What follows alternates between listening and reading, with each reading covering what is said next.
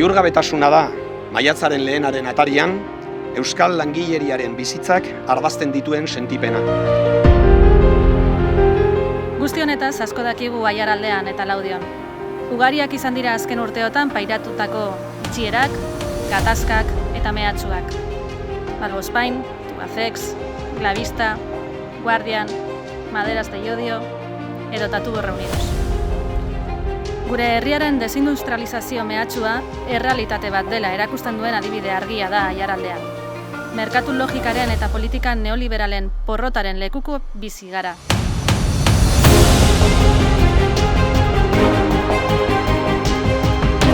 El crudo escenario descrito genera desesperanza y es comprensible que una amplia mayoría de la sociedad lo sienta así. Pero quienes aspiramos a un modelo de sociedad igualitario y justo, tenemos la responsabilidad de abrir camino a la esperanza.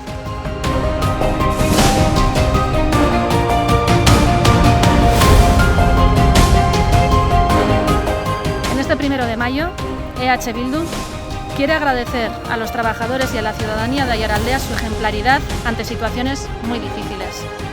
Al mismo tiempo, reafirmamos nuestra apuesta decidida por seguir siendo un pueblo industrial.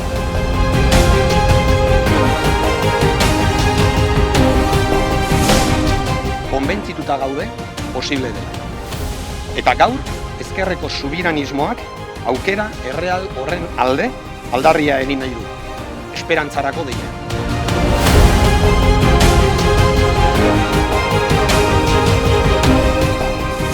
Sinestuta gaude, elkarlanetik bakarrik egin diezakegula aurre erronka honi. Eta norabide estrategiko konpartitu batek ekarriko duela gure ehun ekonomikoaren berpiztea. EH Bildu, modu diskretuan bada ere, buru belarri ari da lanean berri on hoiek ahalik eta azkarren iritsi daitezen. Hori baita gure konpromisoa eta betebehar.